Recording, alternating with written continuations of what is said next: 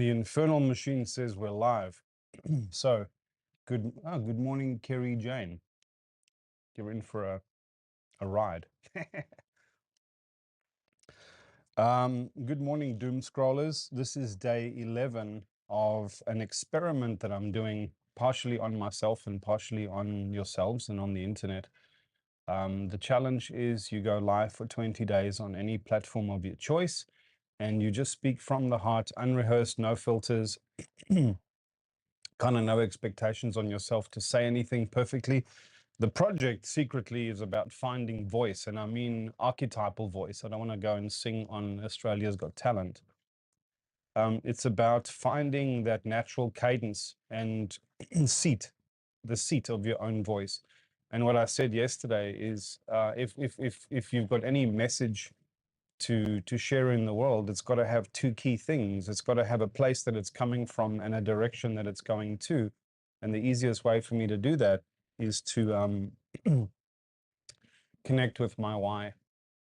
What is the big why for me about why I'm doing this? Now, I've got a profound and a burdensome sense of calling in this life that I don't want to, nor can I put down. And it's about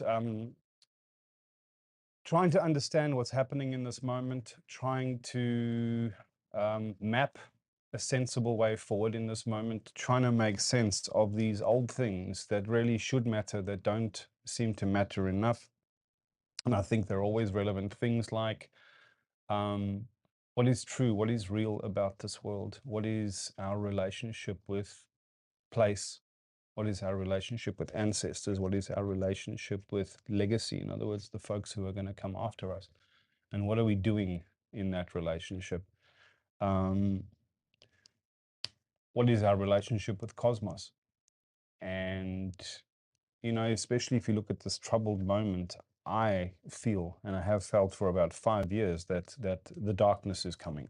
The great storm is rising. All the things that we ought to have done or could have done as a society, we're not doing, and we're worrying about all the wrong stuff. And it's that worrying about all the wrong stuff. It's not that each of us individuals are the fools, but we've been dragged into a fool's game here.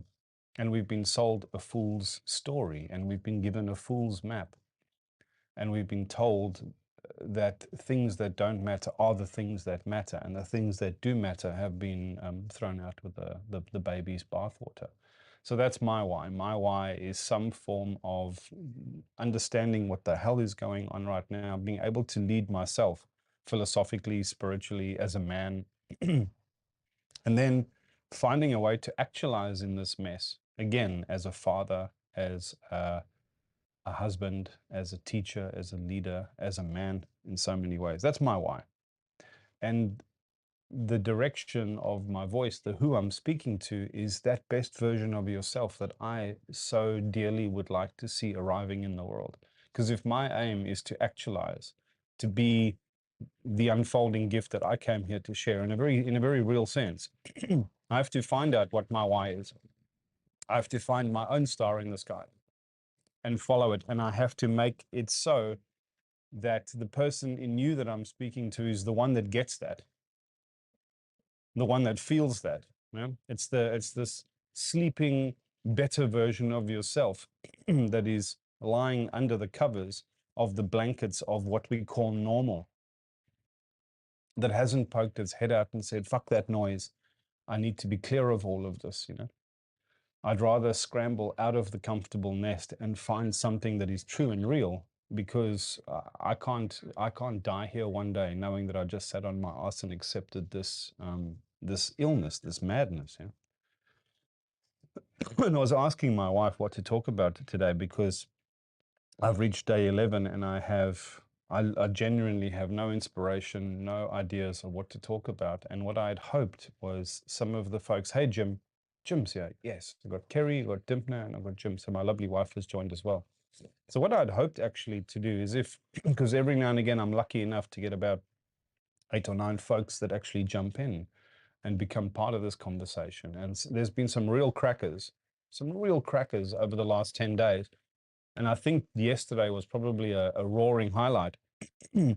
But it's because I was able to condense 5 learnings it was the midway point, and I looked back over the last 10 days and I thought to myself, well, what have I learned? Because I also review the video that I make because I'm trying to watch myself in action, making the mistakes, saying the wrong thing, hitting the wrong tones, um, going off on tangents, because it's in that learning that I get to ask the question, which I think all of us really want to be able to ask ourselves, which is any moment that passes, any phase in our life that comes to an end or a new beginning is afoot.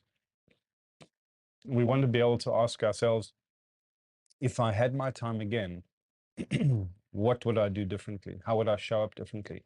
How would I invest my energy and my attention differently? And that's really the beginning of wisdom, because it doesn't matter, even if you make mistakes, if you can sit and ask yourself those kinds of questions on a regular basis, that is exactly how you distill wisdom from experience.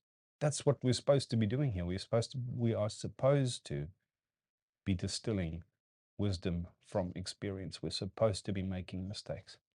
We are supposed to be making mistakes. So I go and look at the video and I see how I showed up and what was wrong and all the rest of it. But I also noticed that during that I go off on tangents and I speak to this like kind of version of myself that already gets it. And I don't want to speak and waste my or your time. I actually want to connect with the questions that are on everybody's hearts. So there's only a handful of us here. I'm very grateful that you came along. But hit me with one of your questions on life. Please stop for a minute, think about something that really matters to you, especially in this moment. And as I said, I asked my wife yesterday. She came from an Irish Catholic background. And so the Catholic project was very central to her sense of spirituality and leadership and right and wrong and what we ought to be doing from life. And a while ago, my wife's not a practicing Catholic anymore. And a short while ago, maybe a week ago, 2 weeks ago, we watched an epic movie, really highly recommended movie called The Two Popes. It's got Anthony Hopkins and Jonathan Bryce in it, and they're playing Joseph Ratzinger, the previous Pope Benedict, and then the other one was playing Pope Francis. Now, Pope Francis died yesterday. Now, just having connected with the caliber and the spiritual authenticity of that guy through the movie could have been fictionalized, but I think they got something right. I think they got something right. And it's a very beautiful story. And what we associate with the Catholic Church when we look at all the horrible stories is an organization that's terribly out of touch with modern reality, that is claiming to have a direct line to God. There's still a billion people that subscribe to that operating system. And it doesn't seem to be a very effective leadership model for humanity, especially in our modern day. And so we don't think much of them. But watching that movie, I got to see what it looks like with two men at the top of their game. Whatever games we play in life, we're all playing different kinds of games of actualization, but they chose that as their pathway, or their pathway chose them in some way.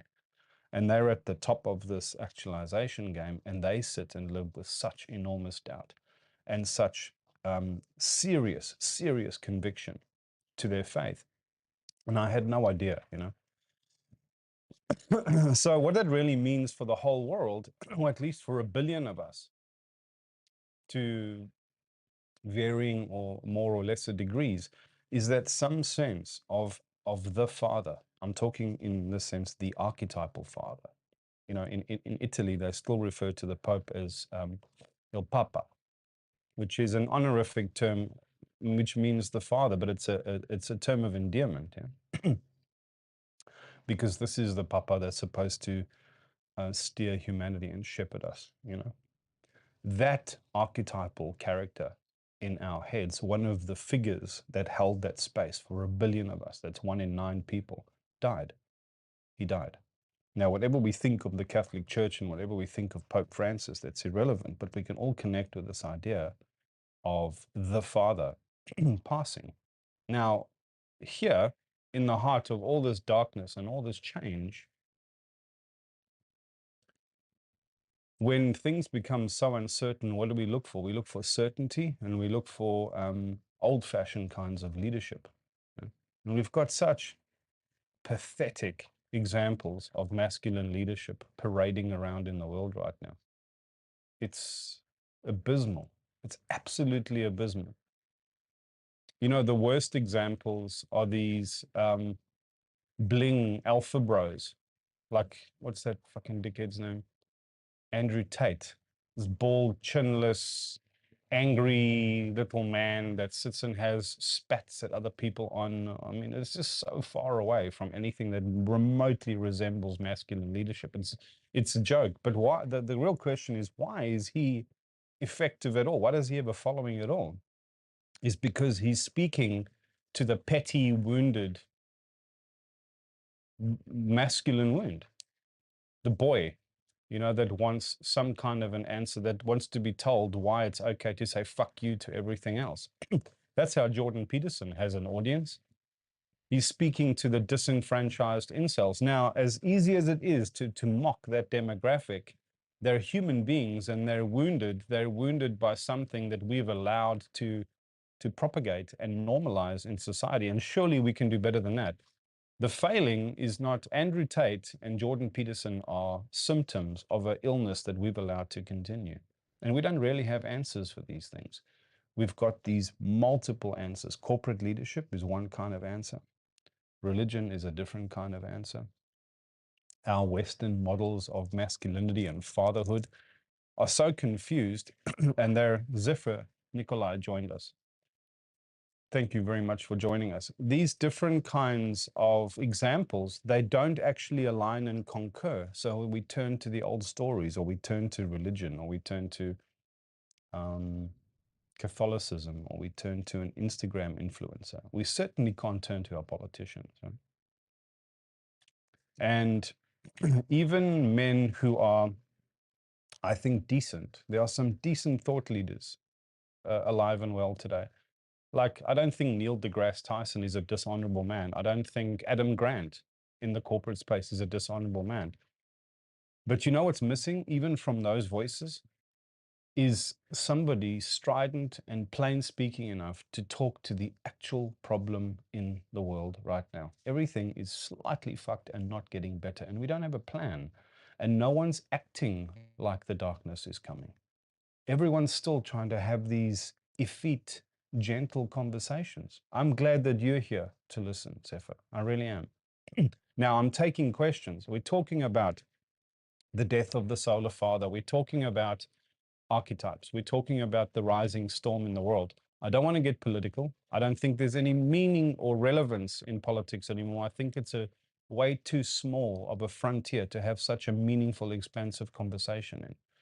I don't want to get into conspiracy theories, but if we've got anything that converges on these kinds of topics, please hit me with your questions. Otherwise, I'm just going to keep rambling, and I'm okay rambling, but I'm sure everybody else will be pretty tired of it by now. But throw me a difficult question about our modern times. My wife said to me this morning, she says, she said, yeah, of course, everything you're saying makes sense, but people want to know what to do. We want to know what to do. That might be one of your questions. So if I don't get any, I'll just keep prattling on. There's three things, there's three personas that my work, hold on, let me grab my smokes. Okay, you go grab your smokes. There's three kinds of persona that I think my work is really designed to resonate with and designed to service in this world. The invitation and the welcome that I came here to be is exactly the invitation and the welcome that I feel I was denied by life. So there's three things. There's three persona that I'm speaking to more than anything else. Yeah, because of course I believe everything I'm saying here, technically and philosophically and spiritually, is universally relevant. That was the whole point. I've spent my entire life looking for a way to understand and to model and to articulate and to relay a universal theory of everything. Some view of the world that explains and reconciles science and mysticism. Hey, Jen, that reconciles what is possibly true underneath all forms of philosophy, science, and religion, and shows the line where to throw away the nonsense and what to cohere on. It was an extremely ambitious project, and I've cracked the case. I've begun to write a universal theory of everything. And the lovely thing about that is it requires no supernatural claims. There's no fancy mental arithmetic or calculus or gymnastics that anybody has to do to start understanding the whole thing. I'll get to that question in a second. What do you feel is the question limits the logicians of science?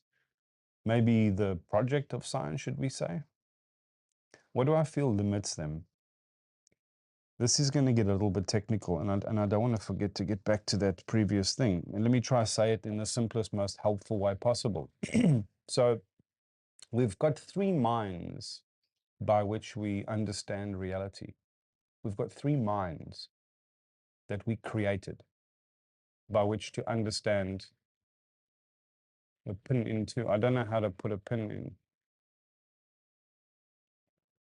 Can we put a pin into? I don't know how to put a pin in. I don't know what that means, but if I'm new to this platform. So the question was, what do we feel about the limits of the logics of science?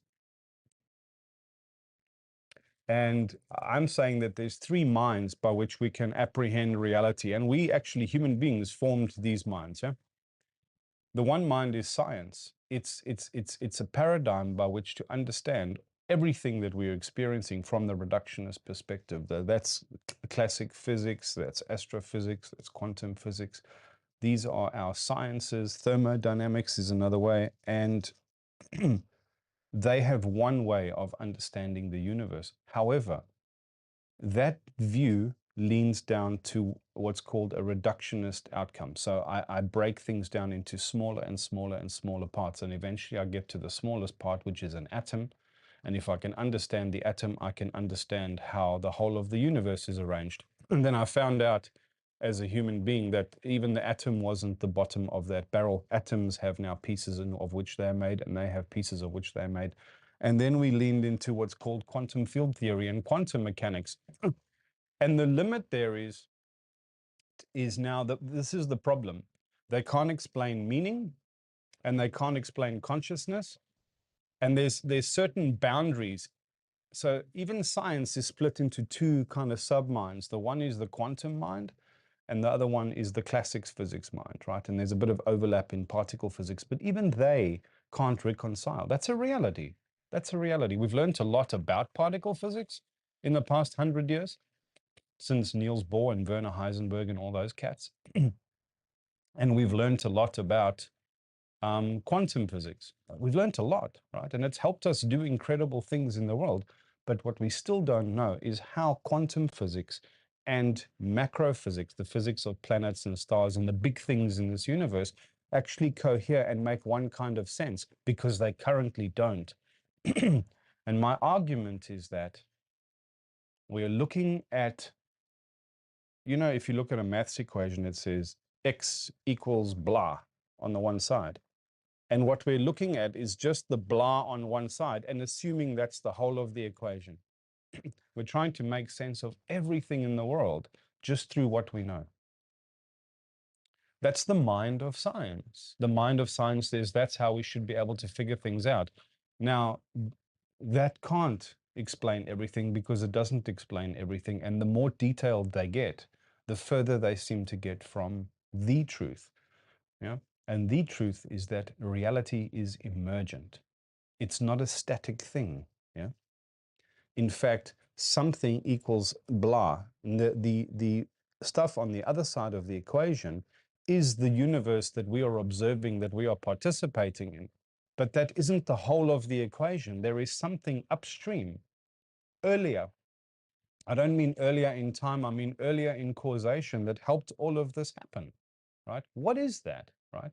Now, metaphysics, our second mind, religion and mysticism, has a different way of trying to explain this whole thing. But they have always been playing catch up with science. So that mind is also incomplete. The problem is we don't have a mind that can join these two. We had the third mind, which is philosophy, which tried to make sense of these, but really philosophy is a child born of those two parents with one leg in each house, right?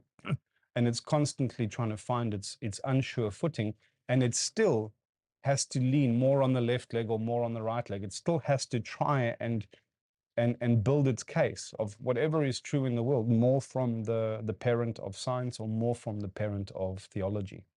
And it still can't bring the whole picture together.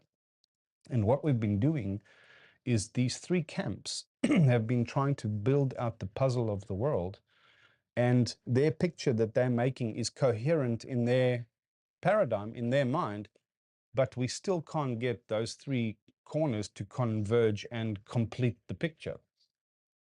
And that's where a universal theory of everything comes in.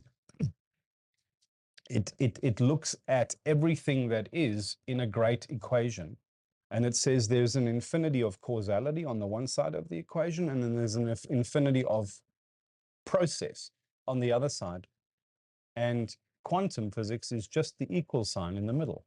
It's the compiler of a program that we are experiencing in real time. Right now, it gets much more in depth than that, but that's the broad strokes of it. So if I've answered that question, just give me a love heart or a thumbs up or something. And I might have been losing a few other folks here because that got a bit technical.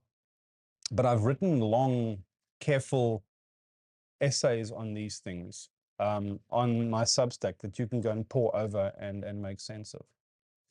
The next question, the philosophers, though, still conscripted to the idea of polytheism, though correct? No, that is not correct. Some philosophers are come purely from the monotheistic or the monadic tradition, so that's not true. And mystics don't always function on an intuitive understanding. The true mystic does, but you get Christian mystics and their intuition is always shaped by the theology that they inherited, first of all. So no. Right, so what I was talking about before was the three persona that my work is going to resonate with most strongly. And I realized it's because those are the three persona that I've had to cultivate or answer the questions of inside of me. The first one was the urban masculine, urban masculinity. I didn't want to be an alpha bro, and I didn't want to be somebody whose balls were in the purse of the hyperliberal identity politics movement for which I am the villain of the piece. I'm a white middle-aged man.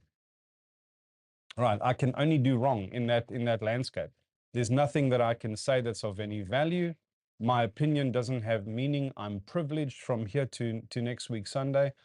And while I have compassion for all of that sense of wounding in the world, I don't feel like I'm that villain. And I'm kind of I'm not relating to that project of how sorry can I be? I'm having my own fucking struggles here, man. I'm having my own struggles just to be a man, just to be a father, just to be a husband, just to be some kind of teacher, leader, operator here in this world. And I can't find my resonance of my own true identity, either in the traditionalist alpha male, how jacked can I be at the gym? How many tattoos can I get? How red-pilled can I become? I don't resonate with that. It sounds adolescent to me, right? And then the opposite sounds equally juvenile. The only masculine that can be accepted is the effete masculine that is groveling and runs around with this apology for being a male. What happens if I had a son? What am I initiating him into that groveling and that, Jesus fucking Christ, how do you get by in the world with that shadow hanging over your head? Anthropologically, the human species do not do very well without masculine men. How's that for a fact? I mean, you can't take billions of years of evolution, yeah, and paint over it with 20 years of identity politics and social normalization. I've got the appetites of an animal. I've got the psyche partly of an animal. I've got the hormones of an animal. And now I must just squash this and do what with it? So I know that that's not a complete answer. But I also know, having daughters and having a wife, that there's no fucking way I want to promote that nonsense on the other side, either about that women should be seen and not heard, and they need to be traditional wives, and all women are actually gold diggers. I know there's a wound there. I can hear you sound like a wounded man. You sound jilted and butthurt. I can hear it. And I don't have no compassion for your wound. I know that, like any adolescent, the wound, that wounding, that bitterness cannot be part of a meaningful solution. I know it, right? I can just feel that.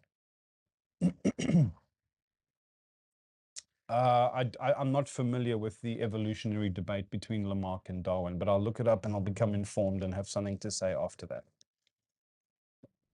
So the urban masculine to me is somebody who just wants to know how to show up like a man, by my sense of what that is. How do you show up and show some kind of leadership? How do you honor that voice inside of you that says, I want to provide, I want to protect those who I care about, I want to be able to stand my own ground, I want to be respected for being a man, not because I can tuck my dick in between my legs and slink around, or because how much I can swagger. That's not masculinity to me. And there's this middle ground that we're desperately missing, and I want to hold space for that, and then I want to initiate men, young and old, into the truth and reality of that, because we need to remember what it means to hold space in community for ourselves and in community as a man. So that's my one persona. The other persona is the urban mystic. And I had a profound and powerful mystical calling my whole life. But what I didn't want to do, so I just want to go back 1 second. The other expression of masculinity that I'm struggling with, that I really want to reject hard, is the spiritual communities. There's a bit of gabbling and chatting going on behind us. The other version of masculinity that I want to reject and correct and call out the bullshit of is this version from the spiritual community, which is looking for the divine masculine. That is such a fucking confused project, man. Because when you get to the heart of every single conversation, what they really want is a Prince Valiant or a daddy, gentle, shadowless man that just that holds no line in the world for this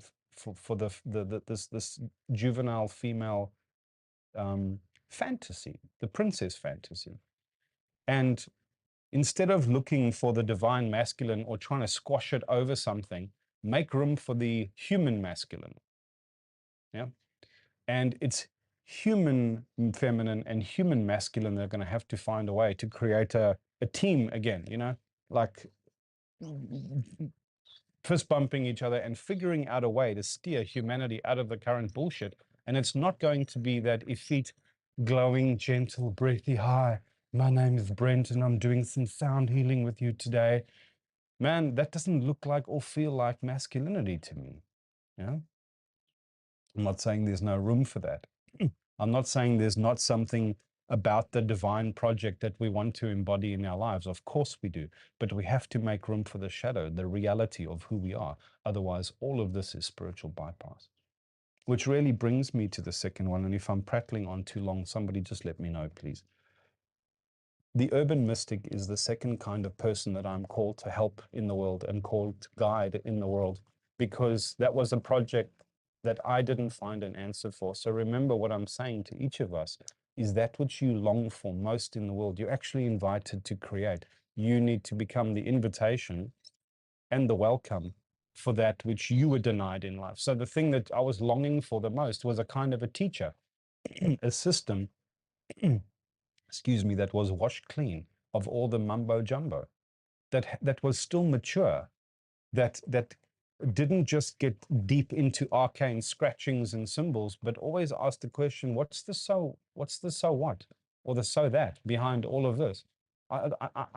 What is my mystical project? My mystical project was to see and be seen by something greater than myself, to witness and be witnessed by, to belong to, yeah, in a way that was the furthest away from self-delusion and bullshit that I could possibly encounter in this world. Something real and enduring and true.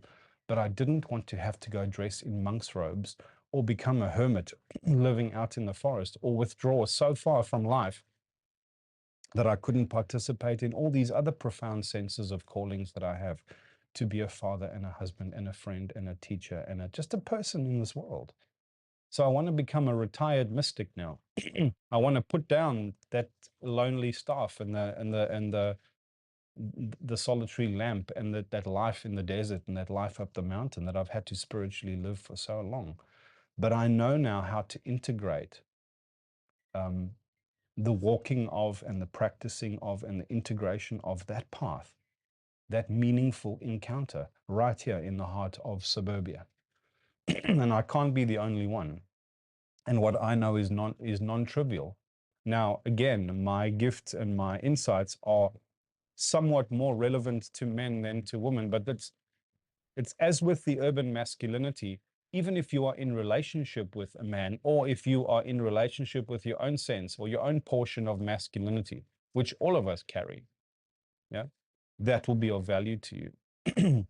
But I specifically want to guide and teach and initiate the urban mystic, men who are tied to their lives and don't want to become untied from their lives here in the world, but who still want to have that mystical journey and who still want to encounter those things that I so desperately longed to encounter and find that capacity of inside themselves.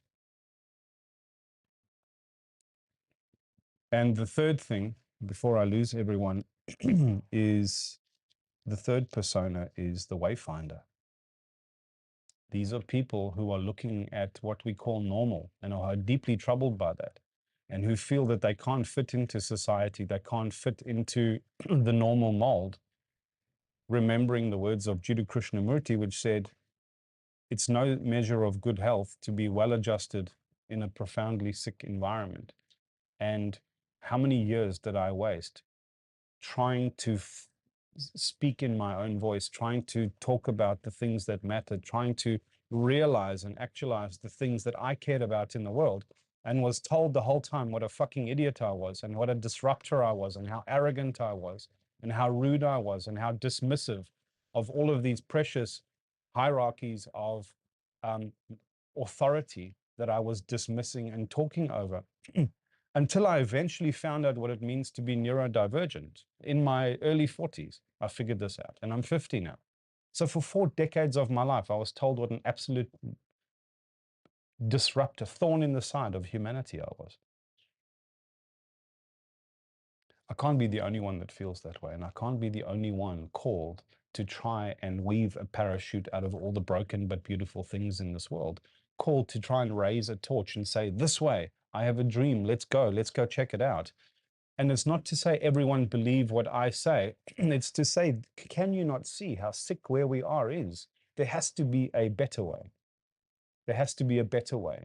And I don't have the whole answer, nor do I want to pretend I have the whole answer. I don't want to be put on a pedestal. And I know that there are other people that have something meaningful to contribute right now that also don't want to be able to find a pedestal, physical or digital.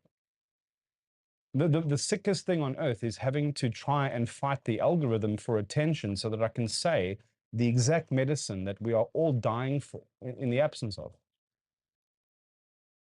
Now, the only way I'm going to do this is by attracting the other crazies, but teaching them that you have to be coherent. You have to be coherent inside of yourself, and you have to be coherent with a universal theory of everything. This foundation of understanding may not be complete, but it's definitely not wrong. Yeah. Because if we're ever going to find a way forward, it has to be something that ticks the most boxes and teaches us how to distill the most out of our full human experience so that we can collectively ask, if we had our time again, what would you have done differently? We need to distill wisdom from all of our collective mistakes and turn that into a tree of knowledge that keeps living and keeps growing. But its roots have to be alive in the world. So we can't go to fucking Mars. No messianic billionaire is going to come along and save us. There's no answer coming from the political quarter of that silly cycle that just keeps going around. It's not going to be one of our old religions. It's not going to be to turn the clock back and suddenly become all tribal and traditional. We're here now. We need to find a way forward from here, right? And those wayfinders, I can teach you how to calibrate your compass, how to find your own North Star in the sky, how to raise the kind of torch that attracts the kind of people that want to follow that signal, and how to be coherent in that. Coherent in that. You know, inadvertently, I attract a lot of crazies.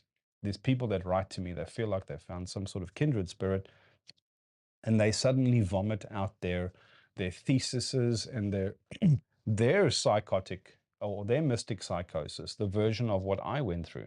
They're having their own version of this for the last 7 years, right? And then they extrude their tirade of that at me via email, expecting that I must sit and pass through all of this. Thank God for ChatGPT. I just take the whole thing, pump it into ChatGPT, and I say, what is this human being trying to say? And it's a couple of salient points, but the whole thread is non-coherent. Now, I remember how that felt. I remember how it felt to first wake up and go, I had more thoughts and ideas arriving in me and more understanding arriving in me that I could possibly articulate. And I had the answers or answers. But the hardest part was not formulating the answers. The hardest part was distilling that down into language and coherence that other people could actually relate to in a coherent thread. That's an art. That's a craft. Yeah. Your calling is not strong enough if you don't know how to contain that in a craft. And one of the gifts that I want to give back into the world is to the wayfinders, to teach you how to become an effective wayfinder, how to navigate the moment, how to clean up your own language, how to clean up your own models of understanding. Maybe even bring ones that I didn't have before. And let's add to this tree. But there has to be a decorum. There has to be a coherence. We have to be initiated into what I would call an order, an ordering principle. You bring your full consent and your full whole self, sure, but it's got to be tempered. You can't just bring your roaring flame into the heart of the temple, you'll burn the temple down. Yeah? And yeah, that's basically it. So it's those three personas. It's the urban masculine, the urban mystic, and the wayfinder. Zephyr, thank you for your questions. I'm here to slow down and learn from you then, dear teacher. Okay, yeah, I'm happy to help. And that's the kind of answer that I want. And yeah, this has been another great ramble from me, but I hope that there's some sense making in all of that. And I'll be here tomorrow for day 12. So do me a favor, if anyone's on here and you're still listening, hit the little love heart. And it's not because I need the validation, it's because that is literally the only way that we teach the infernal machine that here is a conversation that humans value. Otherwise, if we don't make those kind of choices, something else that doesn't really care about the human project is making that kind of choice for us. You know, and through all of this, the urban masculinity, the urban mysticism, and this wayfinding that we actually each want to do for ourselves, right? That all requires a thing called sovereignty, agency, the ability to marshal, safeguard, and direct your own intentionality in this world. And right now, that is a capacity that you need to claw back from systems of influence and control that do not have your best interests at heart and never will. And they are so insidious and so pervasive and so complete. It's almost like we live in a matrix. It's almost like the Gnostic story of some kind of prison for our mind and our psyche that we're all living in. Right? And the only way to get out of that is to realize that something else is making your choices for you. And then to, as an act of quiet and beautiful rebellion, to say, you know what, fuck that noise. I'm going to start showing up online and in these kind of conversations as if I can steer something here. because you have to believe that's possible. But anyway, I think I've spoken for way too long today. Zephyr, thank you very much for your questions and for the engagement. I really appreciate that. For everyone else who stuck around and listened to me deliver that fire and brimstone today, yeah, thank you. I appreciate it, and shall see you tomorrow.